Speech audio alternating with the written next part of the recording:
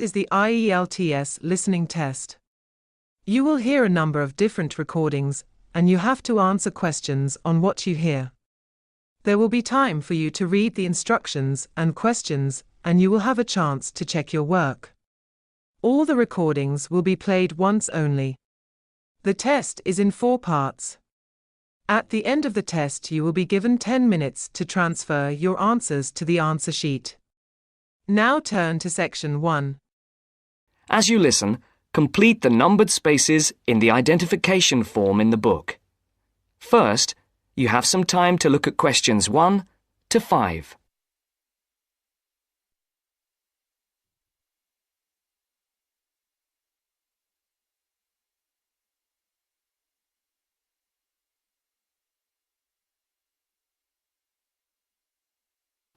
Listen carefully and answer questions 1 to 5. Platinum Card Service, Rebecca speaking. How may I help you? I've got a few problems with my credit card account. Okay. What is your credit card number? Let's see. It's here somewhere. Here it is. Can I just take the card number, please? Yes, it's 6992 6992 3443 3443 1147 1147 8921. 8921. Right. Can I just check that? 6992 3443 1147 8921. That's it. And your name? Carlos de Silva. I just need to check a few details for identification and security, if you'll bear with me. That's okay. And what's your postcode? SE1 8PB. SE1 8PB. That's it. Vauxhall Close, London? Yes, that's right. And the house number? 43. And can you give me your date of birth? 13th of the 7th, 63. And one further check, if I may. Can you give me your mother's maiden name? Yes, it's Moore. Is that Moore? Yes, that's it. Before the caller and operator continue their telephone conversation, look at questions 6 to 10.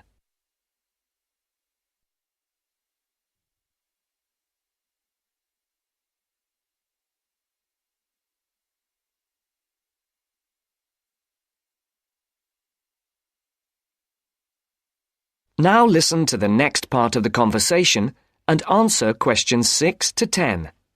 For these questions, there are 3 alternatives: A, B, and C. Decide which alternative is the most suitable answer and circle the correct letter. Yes. Now, can we get on with this? Yes, sir, certainly. I'm sure you'll appreciate that all these checks are necessary for security reasons. So, what exactly is the problem? Problems? Okay. Well, first, your computer seems to have gone mad. I sent you £500, and on the statement for the account, it shows that I only paid £300. Yes. The account does only show £300 was paid. Well, I paid the £500 in at the bank, and I have my receipt, and my bank statement shows that £500 has been taken from my account. Oh, I see. What I'll do is check with the bank and see what they say. OK. You said there was something else? Yes, as if that wasn't enough. My account shows that £107.27 was paid to a company called Pan Express. I don't know who this is. Let's have a look. Well, it is genuine. I can assure you it's not mine. It was made on the evening of the 12th of May. Maybe it's a restaurant bill you forgot about? There's no way that... Oh, wait, hold on. Yes. Oh, it's okay. I've just realised what it is. It is a restaurant bill. The name of the company is different from the name of the restaurant. My mistake. I'm sorry. That's okay. Was there anything else? I don't know if I dare. What is it anyway? Well, it's, the amount of interest seems to have gone up. If you look at your statement for April, you'll see that the rate went down from 16.27% to 14.99% that month. Oh, yes, you're right. Was that everything? Yes, basically, it is. OK. And can you check my payment? Oh, yes, I'll do it. Can I phone you back? I'll be at home for the next 2 hours. I have to leave at 11. Right. What's your number? 020 7989 7182. Hold on. 020 7979? No, it's 7989 and then 7182. So it's 020 7989 7182. Yes, that's it. OK, I'll phone you straight back. Thanks. Bye. That is the end of Section 1. Now, you have half a minute to check your answerers.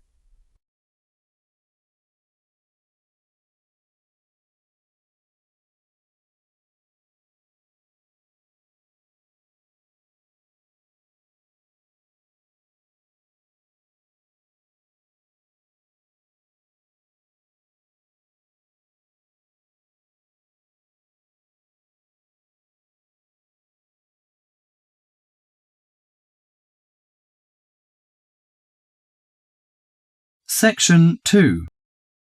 You'll hear part of a free class about safety around campus.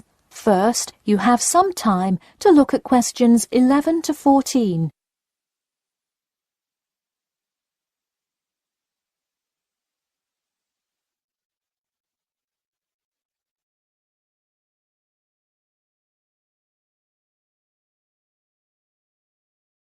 Now, listen carefully and answer questions 11 to 14.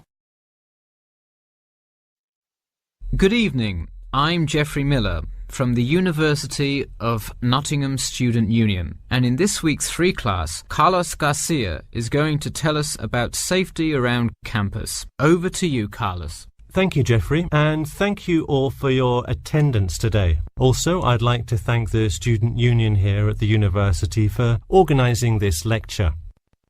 Well, I've been serving and protecting the City of Nottingham for over 20 years now as a member of the police department. Does anyone know what type of crime is the most prevalent on campus? I heard someone say drugs and alcohol. That actually isn't too much of an issue.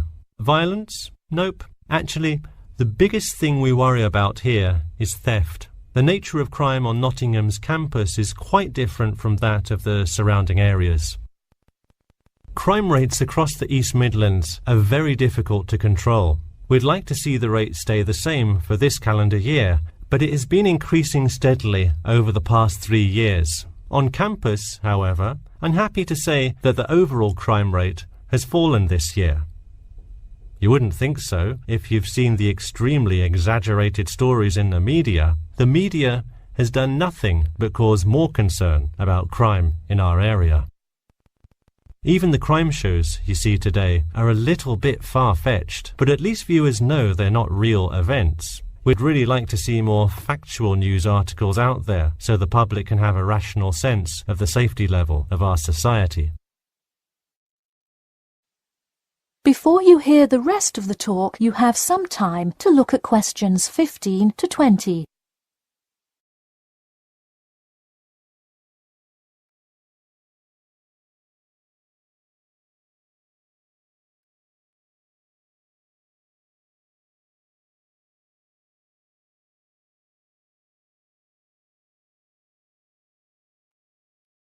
Now listen and answer questions 15 to 20. Okay, let's move on to what to do when you see a crime. Do not get involved if at all possible, and do not draw too much attention to yourself by running away in a conspicuous manner.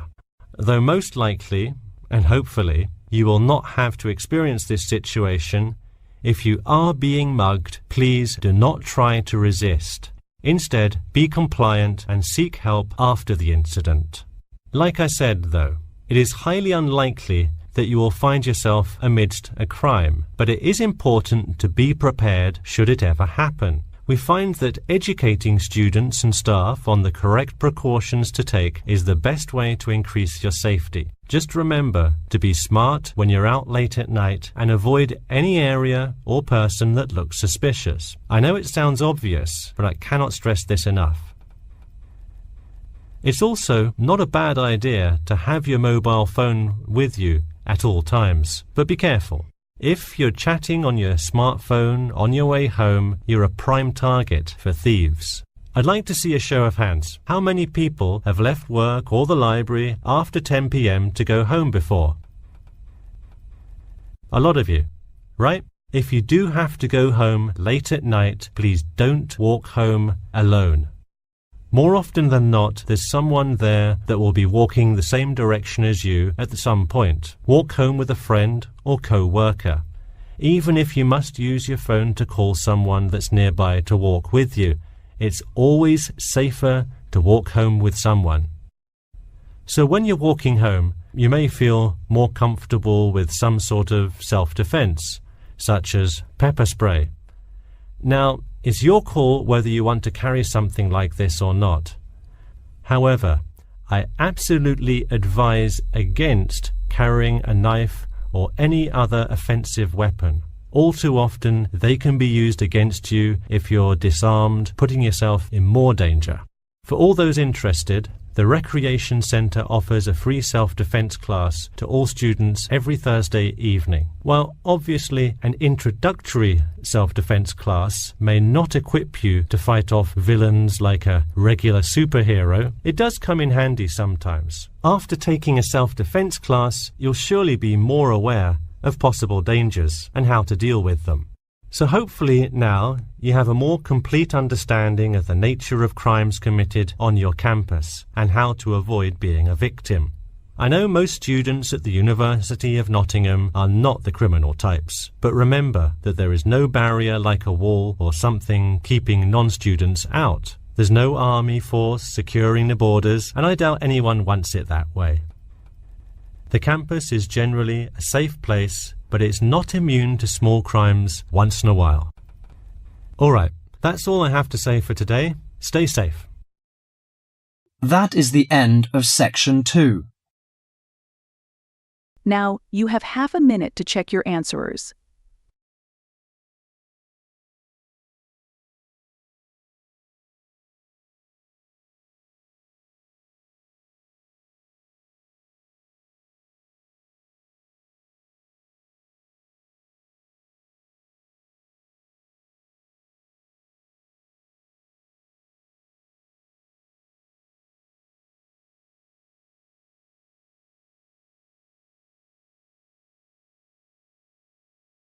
Now turn to Section 3. Section 3. You will hear two students, Sharon and Zhao Li, talking to their tutor about a presentation they gave the previous week. First, you have some time to look at questions 21 to 23.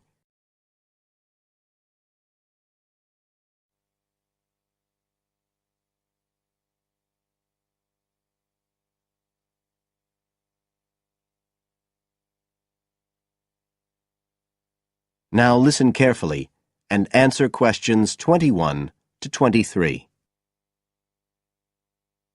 So, Sharon and Zhao Li, in your presentation last week, you were talking about the digital divide, the gap between those who can effectively use communication tools, such as the internet, and those who can't.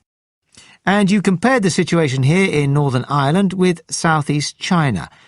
Right, so I asked you to do some self-evaluation, watching the video of your presentation and thinking about the three main criteria you're assessed by: content, structure and technique. What do you think was the strongest feature of the presentation when you watched it? Sharon?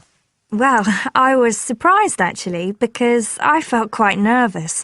But when I watched the video, it didn't show as much as I expected. So which of the criteria would that come under? Confidence? That's not actually one of the criteria as such. Zhao Li? Technique? It's body language and eye contact, isn't it? Well, I didn't think I looked all that confident, but I think that our technique was generally good, like the way we designed and used the PowerPoint slides. So, you both feel happiest about that side of the presentation? OK, now on the negative side, what would you change if you could do it again? Well, at first I'd thought that the introduction was going to be the problem, but actually I think that was OK. We defined our terms and identified key issues. It was more towards the end. The conclusion wasn't too bad, but the problem was the questions. We hadn't really expected there'd be any, so we hadn't thought about them that much. OK, anything else? Well, like Zhao Li says, I thought the conclusion was OK, but when I watched us on the video, I thought the section on solutions seemed rather weak. Can you think why? Well, we explained what people are doing about the digital divide in China and Northern Ireland, but I suppose we didn't really evaluate any of the projects or ideas. It was just a list, and that was what people were asking us about at the end mostly. You now have some time to look at questions 24 to 30. On page 93.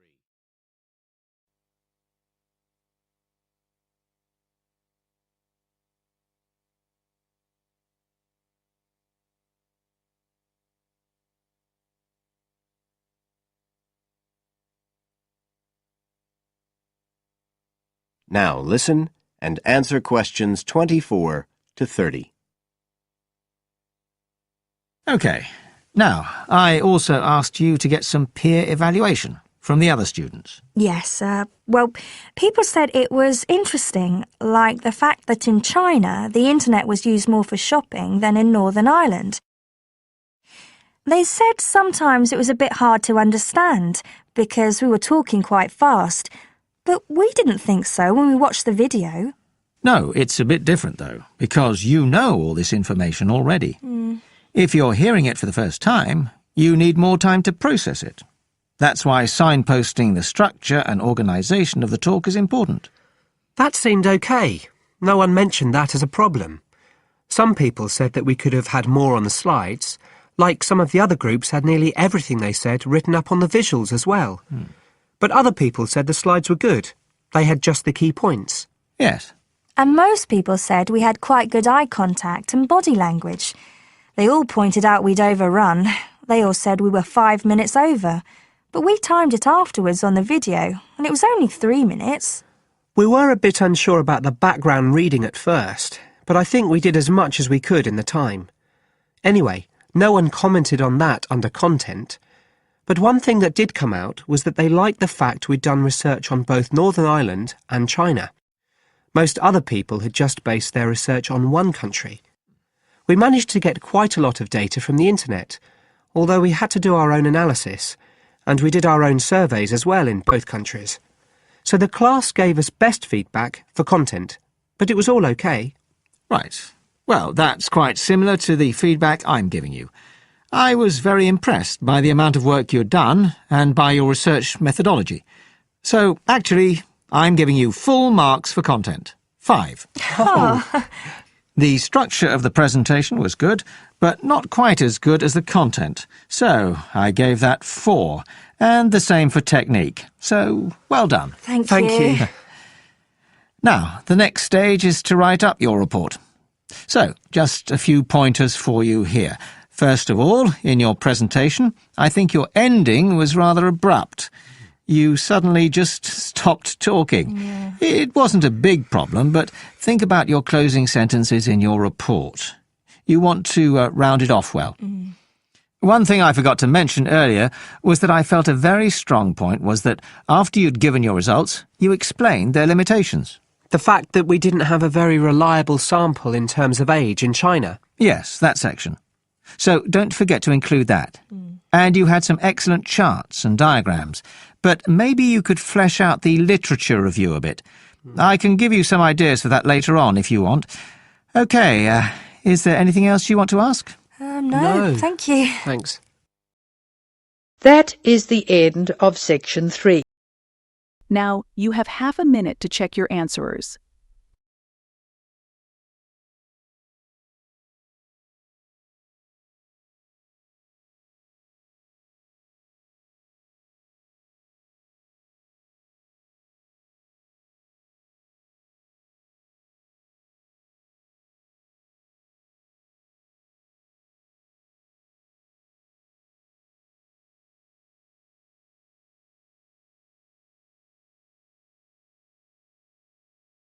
Now turn to section 4. You will hear an introduction about an eco-friendly building called the Gherkin. First, you have some time to look at question 31 to 40.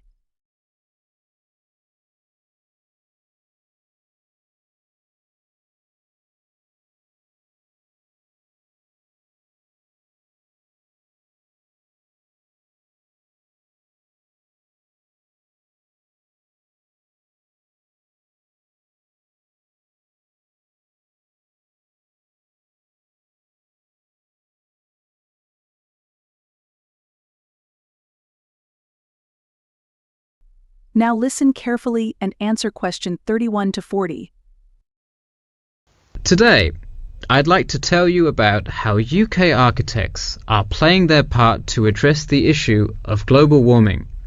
You have seen many of these iconic buildings while going about your everyday life, but you may not know how they are affecting your tomorrow. In 2003, construction was completed on the famous Swiss rebuilding, or more informally called the Gherkin, a true masterpiece commissioned by the law offices of Foster and Partners. This is not the first ambitious endeavour of the firm. They are renowned for their various philanthropic environmental efforts. The Gherkin, with its cut-and-edge green initiative and sharp design, is gaining recognition as an icon in modern architecture. You can pick it out of the London skyline by its unorthodox cigar shape. While its appearance is the obvious attribute at which to marvel, there is far more to this building than meets the eye. And let's face it, there's a lot about this building that meets the eye. The building helps reduce the city's carbon footprint in a number of ways. Just a quick note, in case you're not familiar with the term carbon footprint, get used to it. It's a buzzword you'll hear relentlessly to talk about reducing emissions. Think of it as the amount of harmful greenhouse gases that are given off into the environment by a single person, organization, or product.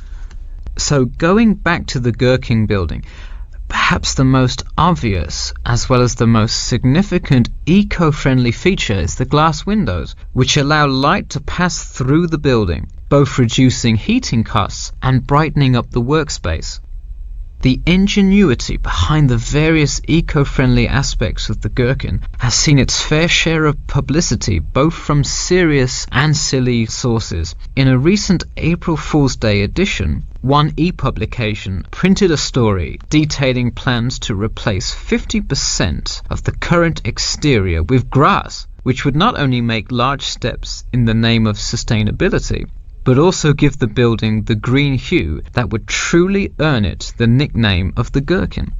The only drawback is, as you may have guessed, that this story was an April Fool's Day joke and completely made up.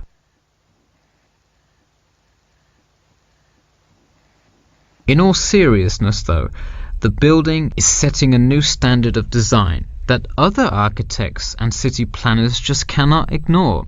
The building's bold and cost-efficient design has won a number of architecture awards, including the Sterling Prize, the London Region Award, and the Empress Skyscraper Award, among others.